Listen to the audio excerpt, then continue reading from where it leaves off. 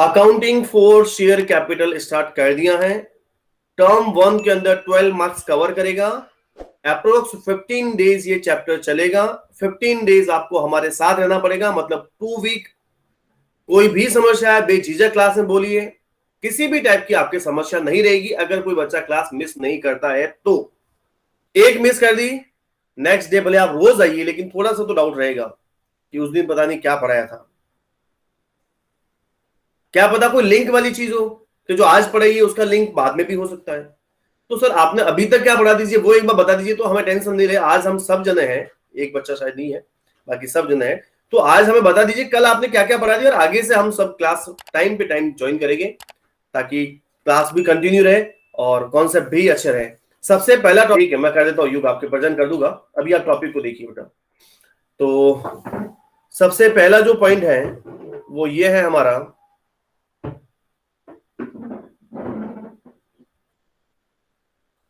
कि भी आपको जो पढ़ना था वो पढ़ना था meaning and characteristic of company. ये हम कल डिस्कस कर चुके हैं, इसके आगे कुछ भी नहीं किया है। पहला टॉपिक हम कर चुके हैं बेटा कंप्लीट, ये वाला meaning and characteristic of company. बोले नहीं सर हमें तो नहीं आया। बहुत इजी है बेटा, मैं बता रहा हूं, आप चिंता ना करें। मीनिंग में मैंने बताया था बेटा, एक तो बता याद रखना है बेटा, सेक्शन 220 कंपनी एक्ट 2013 पढ़ रहे हैं। कंपनी एक्ट कौन सा पढ़ रहे तो 2013। जस्ट उससे पहले हम पार्टनरशिप पढ़ रहे थे। पार्टनरशिप में एक्ट कौन सा पढ़ा था 1932। अरे पढ़ा कि नहीं पढ़ा बेटा, बोले यस सर। तो अभी आप जो एक्ट पढ़ रहे हैं उसको पहले याद रखिए।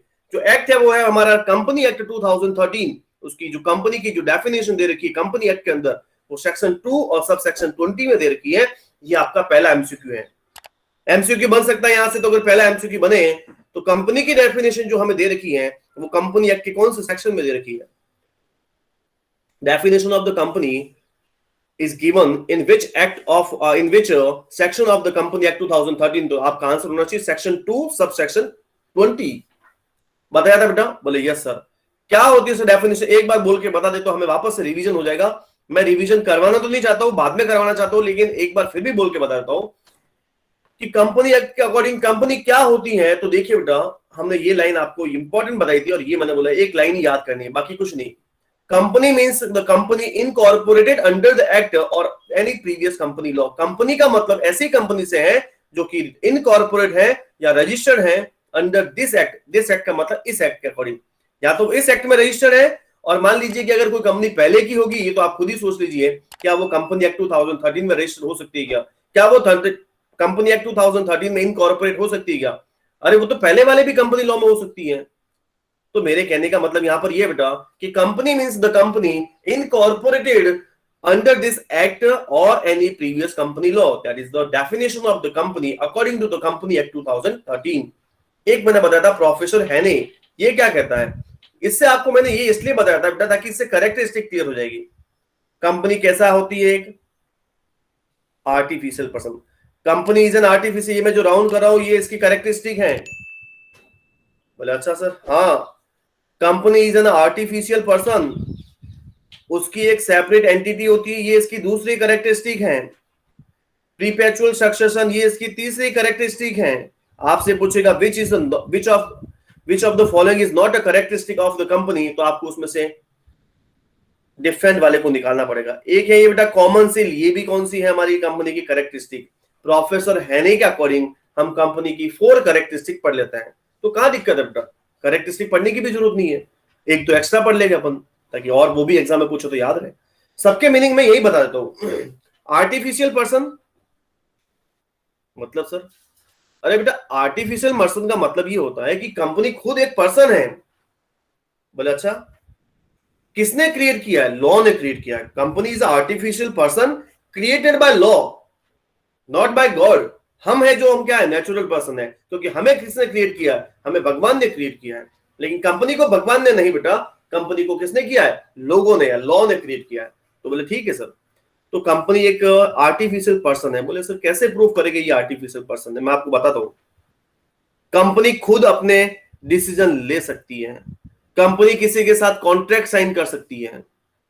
अब बताइए, आप और हम लोग तो कॉन्ट्रैक्ट साइन कर सकते हैं, अगर कंपनी भी कॉन्ट्रैक्ट साइन कर सकती है तो इसका मतलब वो तो एक पर्सन का काम कर रही है बेटा, और अगर पर्सन का काम कर रही है तो इसका मतलब ये एक आर्टिफिशियल पर्सन है। बोले ठीक है sir.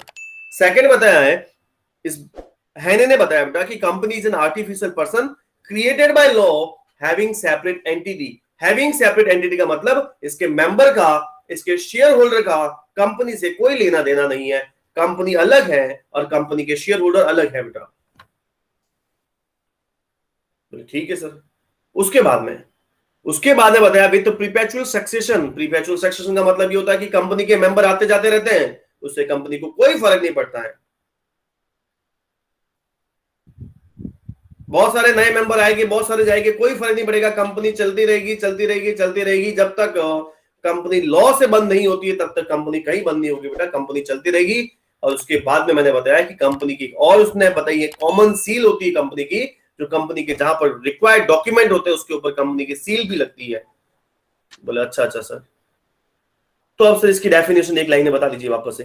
Company is an artificial person, रटने की बिल्कुल जरूरत नहीं है बेटा। कंपनी आर्टिफिशियल है, बिल्कुल है सर। किसने क्रिएट किया? गॉड ने किया क्या? बोले नहीं सर, ये तो लॉ ने क्रिएट किया है। Company is an artificial person created by law. बोले बिल्कुल सही है sir. Having separate legal entity, having separate legal entity with perpetual succession and common seal, ये प्रोफेसर हैनी की डेफिनेशन है। इसको आप कितने अच्छे से लिख पाते हैं आप उसको डिसाइड करेंगे। उसके बाद में सर, उसके बाद में है बेटा हमारा उसकी कैरेक्टरिस्टिक। बिल्कुल मैं पढ़ाऊंगा नहीं, केवल पॉइंट बताऊंगा बेटा। जो बता दिया उसका तो मैं पॉइंट बताऊंगा। देखो सबसे पहली कैरेक्टरिस्टिक देखें आप, सबसे पहली कैरेक्टरिस्टिक है बेटा इनकॉर्पोरेशन। कौन करता है इनकॉर्पोरेशन? या तो करता है बेटा कंपनी एक्ट 2013 करता है, और या फिर under any previous company act. या तो इस कंपनी एक्ट में जिसका इनकॉर्पोरेशन हुआ है वो कंपनी है, या फिर इससे पहले वाले कोई कंपनी लॉ के अंदर उसका इनकॉर्पोरेशन हुआ है वो कंपनी है। बाकी किसी भी लॉ में कॉर्पोरेशन हुआ वो कंपनी नहीं है बेटा। चलिए आगे। सेपरेट लीगल एंटिटी बता दिया बेटा, कंपनी एक सेपरेट लीगल एंटिटी है। कैसे है? क्योंकि इसका जो सेपरेट है अपने शेयर होल्डर से, ये अलग है और शेयर होल्डर अलग है। आर्टिफिशियल पर्सन बता दिया बेटा कि वो क्या कर सकती है, अपनी खुद की प्रॉपर्टी परचेज कर सकती है, कॉन्ट्रैक्ट साइन कर सकती है, बिजनेस को कंडक्ट कर सकती है, कंपनी किसी के ऊपर केस कर भी सकती है और कंपनी के ऊपर लोग केस कर भी सकते हैं, तो कंपनी का आर्टिफिशियल पर्सन है। प्रीपेचुअल सक्सेशन का मतलब होता है कि अगर किसी मेंबर की डेथ हो जाती है या कोई भी हो जाता है तो उससे कंपनी को कोई इफेक्ट नहीं पड़ता है। कंपनी अगर बंद होती है, वाइंडिंग अप होती है, तो through the process of law, केवल लॉ के प्रोसेस से ही कंपनी बंद हो सकती है। उसके बाद में लिमिटेड लायबिलिटीज, मैंने बताया बेटा कि ये कंपनी है और ये शेयर होल्डर है। तो अगर मान लीजिए कंपनी में कभी कभार कुछ लॉस हो जाता है तो इस शेयर होल्डर की लायबिलिटीज केवल वहां तक है जहां तक इसके पास शेयर है। जितनी इसकी शेयर की वैल्यू है वहीं तक इसकी लायबिलिटीज रहेगी बेटा। ऐसा नहीं कि मान लीजिए कंपनी में 1 करोड़ का लॉस हो गया, शेयर तो बेचारे के पास 50,000 के हैं, तो इसकी लायबिलिटीज कहां तक रहेगी? 50,000 तक की रहेगी। 50,000 रुपए इसके डूब सकते हैं, 1 करोड़ रुपए कंपनी इससे नहीं ले सकती बेटा। तो यहाँ पर लिमिटेड लायबिलिटीज में लिखा हुआ है कि liabilities its member is limited to the value of the share. ये ध्यान रखना बेटा। उसके बाद में बहुत इंपॉर्टेंट पॉइंट है ट्रांसफरेबिलिटी ऑफ शेयर। मैंने बताया कि शेयर को क्या कर सकते हैं? ट्रांसफर भी कर सकते हैं। मैंने शेयर कोमल को दे दिया या कोमल ने शेयर मेरे को दे दिया, वो होता है ट्रांसफरेबिलिटी। मैनेजमेंट एंड ओनरशिप, ये भी मैंने कल डिस्कस कर दिया था कि क्या सभी मेंबर अपने कंपनी को डायरेक्शन या कंपनी का मैनेजमेंट कर सकते हैं? क्या कंपनी में 1000 मेंबर है, कितने मेंबर है, लेकिन 1000 मेंबर अगर कंपनी में जाएंगे तो बैठने की जगह कम पड़ेगी, मेरे को ऐसा लगता है। तो वो सब कैसे वहां पर रूल्स और रेगुलेशन लगाएंगे? ये बोले कि नहीं ऐसे करो, ये बोले नहीं ऐसे करो, ये बोले ऐसे, ऐसा नहीं चलता बेटा। ये जो मैनेजमेंट होता है वो किसके द्वारा होता है? तो वो बेटा डायरेक्टर्स के द्वारा होता है। ये डायरेक्टर कौन होता है बेटा? इन मेंबर में से ही क्या होता है, कुछ इन मेंबर के रिप्रेजेंटेटिव होते हैं जो अपने बिजनेस को चलाते हैं। सारे लोग नहीं बैठते बेटा, सारे मेंबर वहां पर नहीं रहते हैं। उसमें से क्या होते हैं, कुछ इलेक्टेड रिप्रेजेंटेटिव होते हैं जो उनको सेलेक्ट करके यहाँ पर भेजते हैं और वो अपना बिजनेस को चलाते हैं बेटा। उसके बाद में कॉमन सेल हम ऑलरेडी डिस्कस कर चुके हैं, ये इसकी कैरेक्टरिस्टिक थी। अगर आपको कोई दिक्कत हो तो हमें बताइएगा कि सर ये हमारी दिक्कत है। तो अब इसमें आपको क्या याद क्या रखना है बेटा? देखो मैं आपके नहीं रखनी याद, पढ़ी आपने एक बार। जैसे मान लीजिए इनकॉर्पोरेशन आया तो ये कंपनी की कैरेक्टरिस्टिक है कि नहीं? बोले है सर। सेपरेट लीगल एंटिटी आया तो आपको पता करना कि है कि नहीं? बोले है। एमसीक्यू तो 4 देगा, उसमें से एक ऐसा पॉइंट देगा जो उसकी कैरेक्टरिस्टिक नहीं होगी, तो वो तो आपको देखते ही पता चलना बेटा कि भाई हमने आर्टिफिशियल पर्सन भी पढ़ा, कॉमन सील भी पढ़ा, लिमिटेड लायबिलिटीज ही पढ़ा, लेकिन एक दूसरा वर्ड कोई दे दिया अनलिमिटेड लायबिलिटीज, तो ये थोड़ी करेक्टरिस्टिक है बेटा, तो वो आपकी ऑप्शन में होगा। और नहीं सर, अगर मान लीजिए बोर्ड एग्जाम आ गया, तो पहली बात तो बोर्ड एग्जाम में टर्म 2 में नहीं है, मान लीजिए आ जाता है, तो वहां पर लिखना पड़ेगा आपको। तो करेक्टरिस्टिक मैक्सिमम हमसे पूछी जा सकती है, तो 2 पूछी जा सकती है, उससे ज्यादा नहीं पूछी जा सकती है, क्योंकि 1 मार्क्स से ज्यादा क्वेश्चन नहीं आता है। बोले ठीक है सर। नेक्स्ट पॉइंट आज का पहला पॉइंट है बेटा कि difference between the partnership and the company और पार्टनरशिप के बीच में क्या डिफरेंस है। अब देखिए बेटा, मेरे हिसाब से अगर मैं ये बोलूं तो ये केवल आपको समझाने के लिए दिया है मेरे हिसाब से, क्योंकि अभी आप पार्टनरशिप को पढ़ के आए बेटा, तो पार्टनरशिप को पढ़ के आए तो इसका मतलब ये हो गया है कि कम से कम बच्चों को पार्टनरशिप और कंपनी में डिफरेंस पता चले, ताकि वो उनकी जो स्टडी करे उसके दिमाग में पहले कॉन्सेप्ट सेट हो जाए, पार्टनरशिप में क्या होता है और कंपनी में क्या होता है। लेकिन एग्जाम के पॉइंट ऑफ व्यू से मेरे हिसाब से थोड़ा कम इंपॉर्टेंट है difference between partnership and company, ये मेरे हिसाब से थोड़ा कम इंपॉर्टेंट है। लेकिन मैं बताऊंगा आपको, ऐसा नहीं है कि नहीं बताऊंगा, लेकिन एग्जाम के लिए आप इसको ज्यादा समय ना दीजिए, ठीक है सर। क्या क्या डिफरेंस है पहले देखिए, बहुत सिंपल आपको सबको आता है, मोड ऑफ फॉर्मेशन। अब मोड ऑफ फॉर्मेशन, ये कैसे फॉर्मेशन होता है इसका, और ये कैसे फॉर्मेशन होता है। ये बोल रहा है कि बेटा it is a setup agreement, थोड़ा सा और जूम कर दो आपको दिखे पूरा, it is a setup by an agreement among the partner. क्या बताइए कि पार्टनरशिप का जो सेटअप हो सकता है, क्या वो पार्टनर्स के म्यूचुअल एग्रीमेंट के ऊपर नहीं हो सकता है क्या। बोले हो सकता है सर।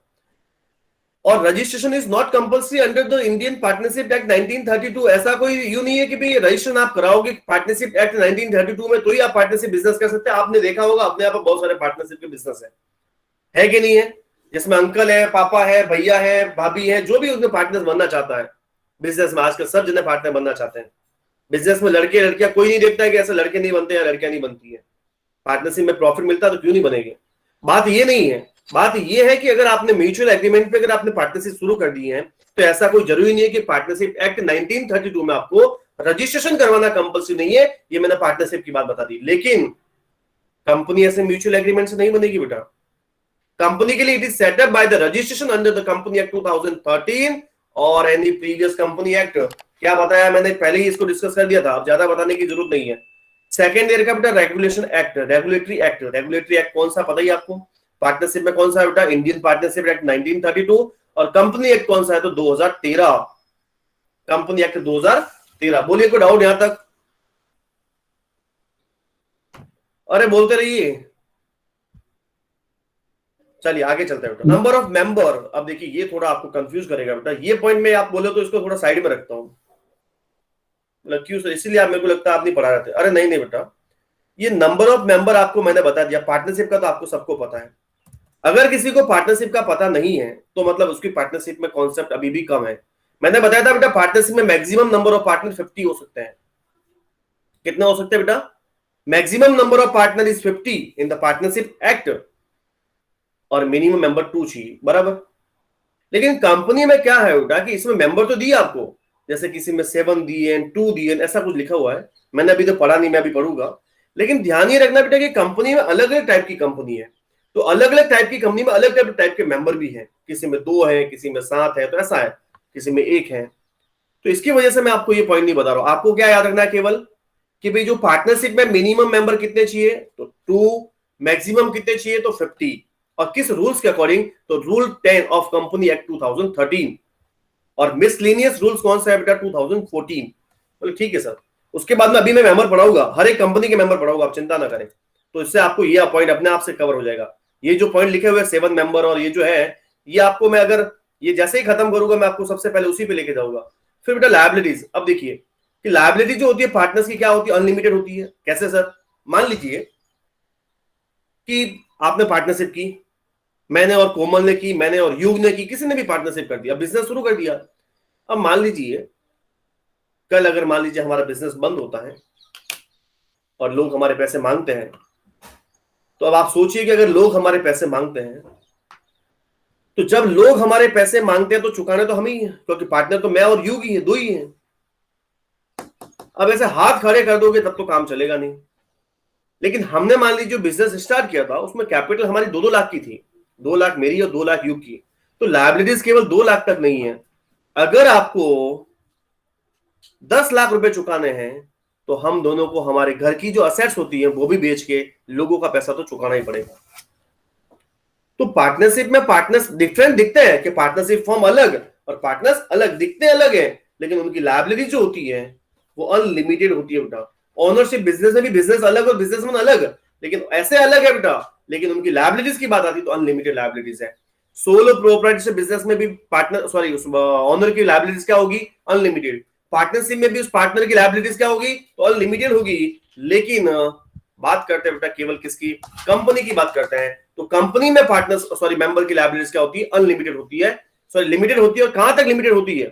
तो जहां तक उसने शेयर होल्ड कर रखे हैं, जितने उसके शेयर है बेटा वहां तक उसकी लायबिलिटीज रहती है। सोलो प्रोप्राइटरशिप में ओनर की लायबिलिटीज क्या रहेगी?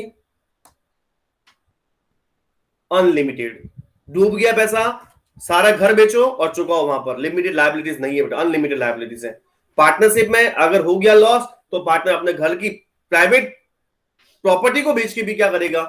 लोगों का पैसा चुकाएगा, तो उसमें भी अनलिमिटेड है। लेकिन कंपनी में ऐसा नहीं है बेटा। जितना मैंने पैसा शेयर में इन्वेस्ट किया है, जितने का मेरे को शेयर बनाया गया वहां पर, या सॉरी मेंबर बनाया गया, जितने शेयर से मैं मेंबर बनाऊं उतने रुपए की वैल्यू तक ही मेरी लायबिलिटीज रहती है, उससे ज्यादा की नहीं रहती। बोले ठीक है सर, ये लायबिलिटीज तो पॉइंट आपने बता दिया, बहुत अच्छा।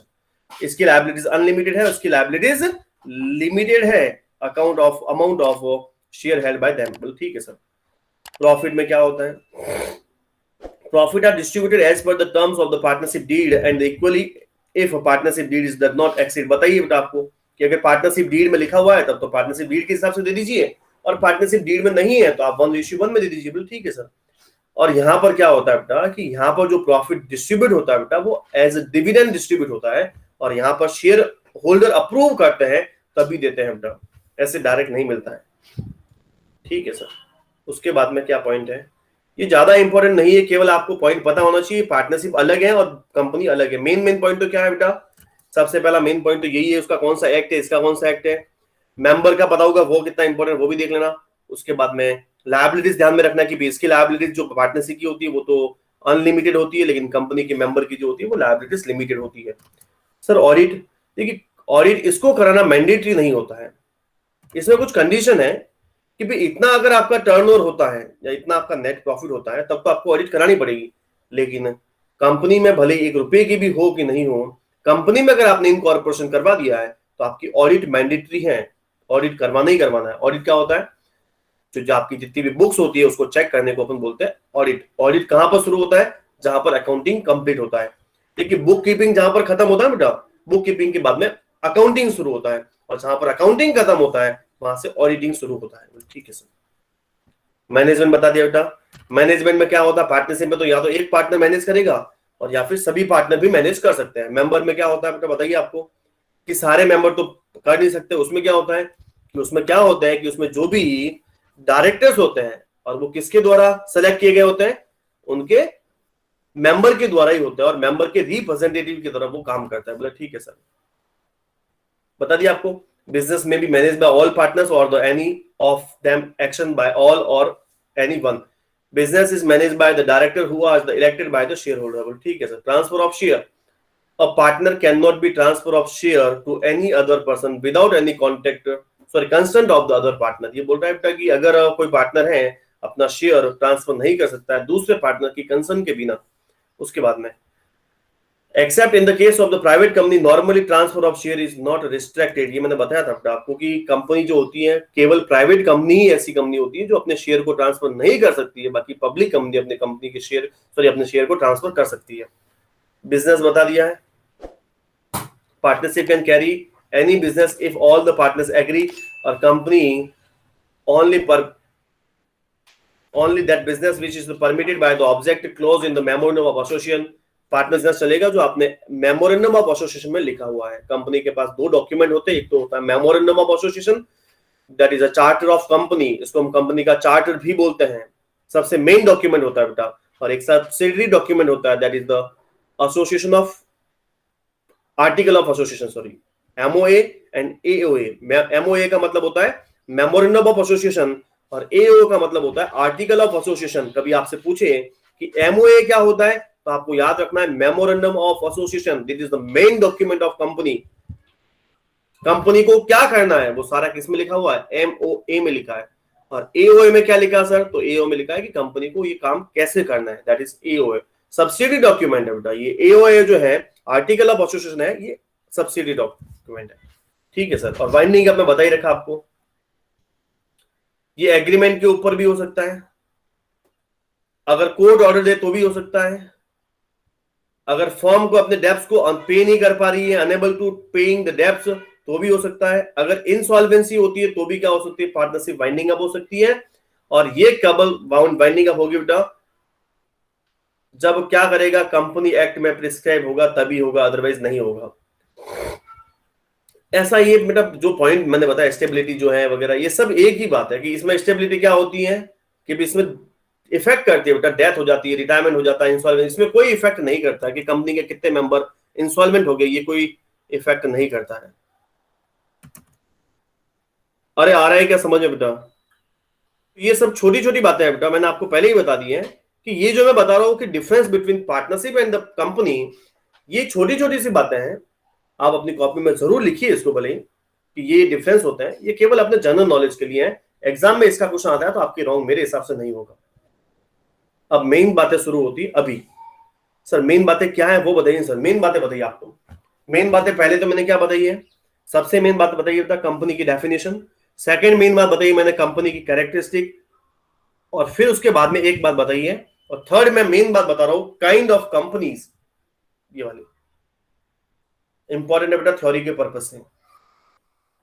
ऐसे कंपनी ज्यादा टाइप की हो सकती है, ये स्लाइड पे तो लिखा हुआ है, लेकिन मैं चाहता हूं कि एक मैं स्लाइड इंसर्ट करवा के पहले मैं मेरे हिसाब से पढ़ा देता हूं आपको, उसके बाद में आपको इसको पढ़ना है जैसे पढ़ेगा बेटा। टॉपिक का नाम है बेटा काइंड ऑफ कंपनीज, बिल्कुल शॉर्ट में पढ़ा दूंगा आपको।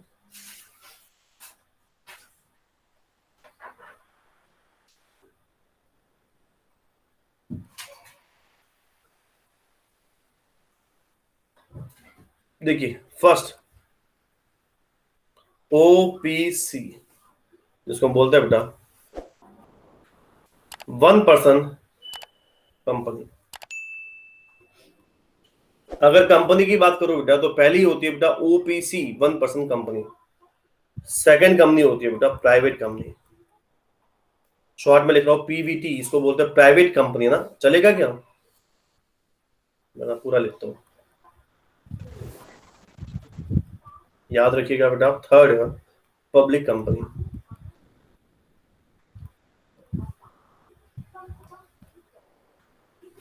देखिए बेटा क्या क्या ज्यादा चीज याद रखनी है पहले बता दो। सबसे पहले आपको याद रखना बेटा मेंबर,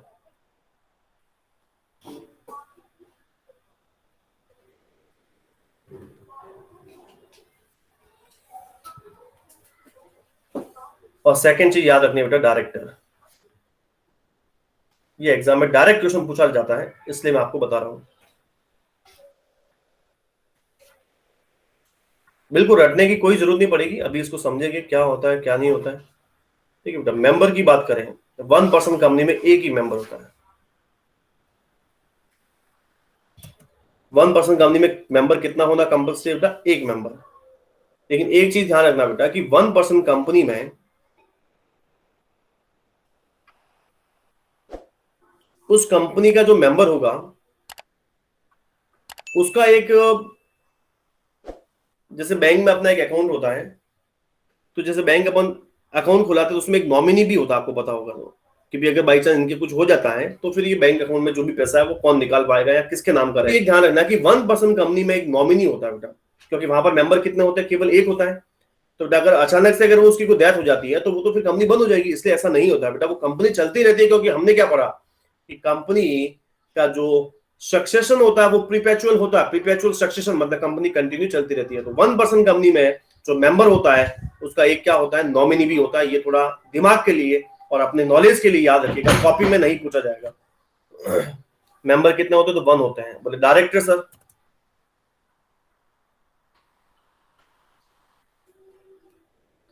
डायरेक्टर बेटा से मिनिमम तो है 1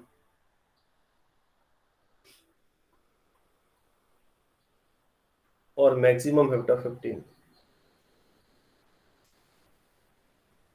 इसमें ये मिनिमम भी 1 ही है बेटा और मैक्सिमम भी 1 ही है, ध्यान रखिएगा। मिनिमम भी कितना है 1 और मैक्सिमम भी कितना है 1, क्योंकि कंपनी का नाम ही क्या है बेटा 1% कंपनी है। तो आप पहले मेंबर को याद रखिए एक बार, तो डायरेक्टर को बाद में। मिनिमम मेंबर कितना 1, मैक्सिमम कितना 1। प्राइवेट कंपनी में मिनिमम मेंबर कितने सर? मिनिमम मेंबर होने चाहिए 2।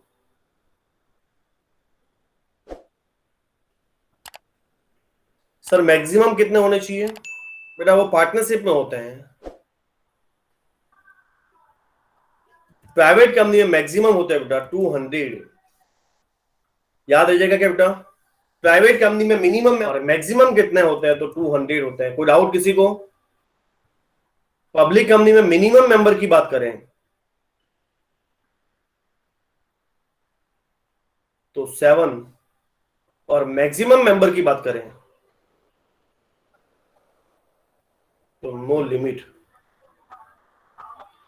मेंबर बोलिए फटाफट से, देखिए 1% कंपनी 1 2 200 और 7 no limit. 1 2 200 and 7 no limit. अरे याद आ जाएगा क्या? 1% में 1 मिनिमम भी 1 मैक्सिमम भी 1। सर ठीक है सर। प्राइवेट में 2 200 मिनिमम 2 और मैक्सिमम 200। सर प्राइवेट के बाद में पब्लिक में बेटा याद रखना है 7 और मैक्सिमम नो लिमिट है, इसकी कोई लिमिट नहीं है, कितने भी मेंबर हो सकते हैं, 10,000 भी हो सकते हैं, 20,000 भी हो सकते हैं। ठीक है सर। तो सर आप डायरेक्टर बता दीजिए साथ साथ में, ताकि काम हो जाएगा। अभी बताते हैं मिनिमम डायरेक्टर कैसे याद रखेंगे 1 2 3।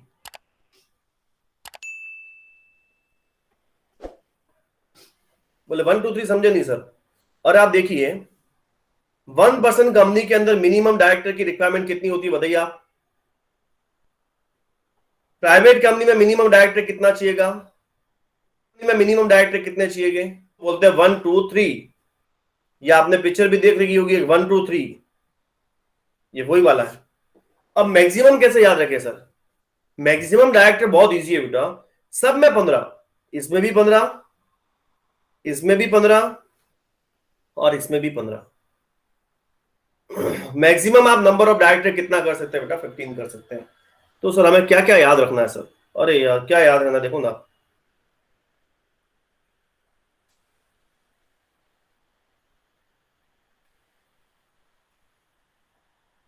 आपको याद रखना है 3 कंपनी होती है। पहली होती है ओपीसी,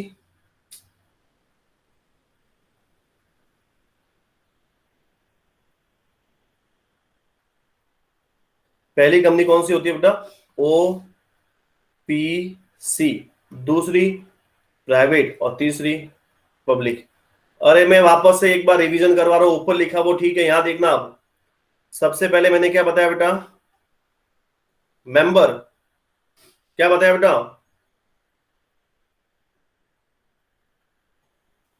अरे आवाज आ रही है क्या देवताओं? बोलते रहना, मेरे को ऐसा लगता है कि आप सदमे में चले गए हैं। मिनिमम मेंबर 1 मैक्सिमम भी 1, minimum member 2 maximum 200, minimum member 7 और मैक्सिमम मेंबर नो लिमिट। ये पब्लिक की बात होगी। सर प्राइवेट की बात बताइए ना, सॉरी अपने मेंबर की बात होगी। मेंबर ओपीसी में भी बता दिया, प्राइवेट में भी बता दिया, पब्लिक में भी बता दिया। उसके बाद में number of director minimum 1, minimum 2, minimum 3, maximum 15, maximum 15 and maximum 15। तो क्या टेंशन है यार? कंफ्यूज केवल आप इसमें होगे, देखना पब्लिक कंपनी में ऐसा नहीं पूछे कि आपको जब मेंबर पूछे तो आप 3 बता दीजिए बेटा। मेंबर 7 होता है मिनिमम, डायरेक्टर 1 2 3 है। आई बात समझ क्या? मेंबर जब भी पूछे तो 1 2 एंड 7 है मिनिमम। मिनिमम 1 है, दूसरे में 2 है और मिनिमम पब्लिक कंपनी अगर बनानी है तो मिनिमम 7 मेंबर चाहिए। ये मेरे हिसाब से मैंने बिल्कुल शॉर्ट में बता दिया है। अब क्या क्या बातें और बतानी चाहिए मेरे को इसके तीनों के बारे में, ताकि मेरे को वो पढ़ाना नहीं पड़े, तो एक दो चीजें और पढ़ानी पड़ती है। OPC company is also part of private company. OPC company भी कौन सी कंपनी कहलाती है बेटा? प्राइवेट कंपनी ही कहलाती है। ये भी प्राइवेट कंपनी है। ठीक है सर। तो ये भी प्राइवेट और ये भी प्राइवेट, बिल्कुल, और ये पब्लिक। अब मैं आपको बता देता हूं बेटा कि जो पब्लिक कंपनी जो होती है और प्राइवेट कंपनी जो होती है उनमें क्या डिफरेंस होता है, आपको कैसे पता चलेगा?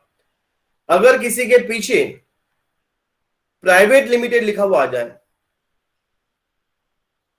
क्या लिखा जाए बेटा? प्राइवेट लिमिटेड, तो आपको मान लेना है बेटा कि वो हमारी या तो 1% कंपनी है या फिर प्राइवेट कंपनी है, लेकिन है वो प्राइवेट कंपनी। 1% कंपनी भी कौन सी होती है? प्राइवेट कंपनी होती है। तो ध्यान ये रखना है बेटा कि जो प्राइवेट कंपनी होती है वो अपने नाम के पीछे क्या वर्ड यूज करती है? Private limited. और जो पब्लिक कंपनी होती है वो क्या? Public limited. अरे नहीं नहीं, पब्लिक लिमिटेड नहीं बेटा, केवल लिमिटेड। ये क्या वर्ड यूज करेगी? लिमिटेड। मिनिमम मेंबर 1% में 1, मैक्सिमम 1। प्राइवेट कंपनी में मिनिमम मेंबर 2, मैक्सिमम 200। और पब्लिक कंपनी में मिनिमम मेंबर 7 और maximum no limit. Minimum company में डायरेक्टर 1, 2, 3, 1% में 1, प्राइवेट कंपनी में 2 और पब्लिक कंपनी में 3, मैक्सिमम 15, 15, 15, तीनों के अंदर, ओपीसी हो चाहे प्राइवेट हो चाहे वो पब्लिक हो। प्राइवेट कंपनी अपने नाम के पीछे क्या वर्ड यूज करती है? तो प्राइवेट लिमिटेड। पब्लिक कंपनी क्या वर्ड यूज करती है? तो लिमिटेड। चलिए और क्या बताना चाहिए सर? ये प्राइवेट कंपनी जितनी भी होती है बेटा, नाम से ही पता चल रहा है प्राइवेट, तो private company not issue share in public. अरे ये जो कंपनी होती है प्राइवेट कंपनी, ये कभी भी अपने शेयर को पब्लिकली इश्यू नहीं कर सकती है, प्राइवेट लोगों को ही इश्यू कर सकती है डायरेक्ट। मतलब मार्केट के अंदर आप एडवर्टाइजमेंट नहीं कर सकते हैं कि हमारी कंपनी ने शेयर इश्यू किया, आप चाहो तो खरीद सकते हो, ऐसा नहीं चलता बेटा। प्राइवेट कंपनी के केस में कंपनी कभी भी शेयर पब्लिक में इश्यू नहीं कर सकते हैं। और पब्लिक कंपनी तो आपको पता ही है, वो तो पब्लिक में इश्यू करेगी कि नाम ही पब्लिक कंपनी है। ठीक है सर, और क्या याद होना चाहिए? और क्या याद होना चाहिए वो भी देख लीजिए बेटा कि जो प्राइवेट कंपनी होती है वो अपने शेयर को ट्रांसफर नहीं कर सकती है। मान लीजिए कि प्राइवेट कंपनी में, जैसे मान लीजिए कि किसी शेयर खरीदे, कोमल ने खरीदे शेयर, तो ये कोमल अपने शेयर को ट्रांसफर नहीं कर सकती है, बस कोमल के पास ही रहेंगे। और पब्लिक कंपनी में शेयर क्या हो सकता है? ट्रांसफर हो सकते हैं। प्राइवेट कंपनी में शेयर ट्रांसफर नहीं होते हैं, शेयर नॉट ट्रांसफर। और पब्लिक कंपनी में शेयर ट्रांसफर हो सकता है। तो ये चीजें अगर आप पढ़ लो मेरे से, तो आप ये वाला ऊपर वाला पेज भले पढ़ो ही मत, कोई मतलब नहीं है। कभी डेफिनेशन नहीं पूछी है, कभी इसमें कुछ नहीं पूछा है। क्या क्या लिखा हुआ है आप चाहे तो पढ़ सकते हैं भले, लेकिन मैं बता देता हूं कि 1% company as 1% company means a company which have only 1% या ओनली 1% एज ए मेंबर, बस। अरे जिसका एक मेंबर पर्सन जो है मेंबर है वो 1% कंपनी है, बोले ठीक है सर। ये सब चीजें कैंसिल कर देना, ये 50 लाख 2 करोड़ ये अब कुछ भी एप्लीकेबल नहीं है बेटा, अब सब बंद हो गया है। कोई भी कंपनी बना सकता है। कोई पहले ऐसी लिमिट थी कि पेड अप कैपिटल इतनी होनी चाहिए और ये सब चीजें इतनी होनी चाहिए, अब ऐसा कोई लिमिट नहीं है, आप बिल्कुल बिंदास कोई भी कंपनी बना सकते हैं। तो मेरे हिसाब से मैंने ये तीनों चीजें बता दी। ये चीजें इंपॉर्टेंट है कि 1% company have a minimum 1 director and but not more than 15 director. Minimum director कितना चाहिए? तो 1 चाहिए, और मैक्सिमम कितना चाहिए? तो 15 चाहिए। ये ध्यान रखिए बेटा। मेंबर मैंने बता ही दिया है कि इसमें एक ही मेंबर हो सकता है बेटा। और एक और पॉइंट लिखा हुआ है कि इस कंपनी का एक नॉमिनी भी हो सकता है as a sole member of 1% company, उसका एक नॉमिनी भी हो सकता है। मैंने आपको पहले ही बता दिया। सर प्राइवेट कंपनी में क्या होता है? तो मैंने इसमें क्या बताया कि मिनिमम कितने होने चाहिए बेटा? 2 होने चाहिए। और मैक्सिमम कितने हो सकते हैं बेटा? 200।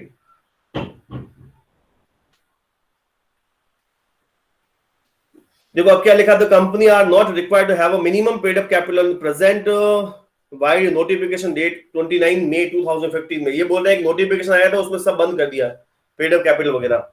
तो मैंने जो बताया बेटा वो आप जरूर पढ़ लीजिएगा, बाकी सब खत्म है। उसके बाद में थर्ड जो पब्लिक कंपनी है उसमें भी वही लिखा हुआ है। ऐसी कंपनी जो प्राइवेट कंपनी नहीं है वो पब्लिक कंपनी होती है।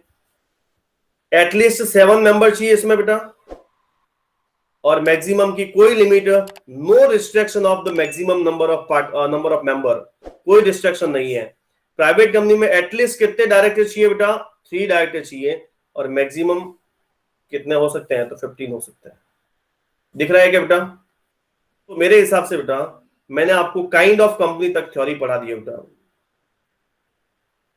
अब जो कंपनी की जो गारंटी होती है, लाइबिलिटीज होती है बेटा, वो कैसे होती है वो अपन कल देख लेंगे बेटा, कि कल, और कल इसमें डिफरेंस भी देख लो आप, ये डिफरेंस भी दे रखे हैं, मैं वापस से कल नहीं बताऊंगा। बेसिस दे रखा है कि difference between 1% company, private company and public company, इनमें तीनों में क्या डिफरेंस है बेटा, ये आप घर से पढ़ के आएंगे, क्योंकि इसको बताने की जरूरत नहीं है, क्योंकि तीनों को मैंने बहुत अच्छे से बता दिया है। चलिए आज की क्लास यहीं करते हैं खत्म बेटा, वापस से कल मिलते हैं। Thank you very much and have a nice day all of you.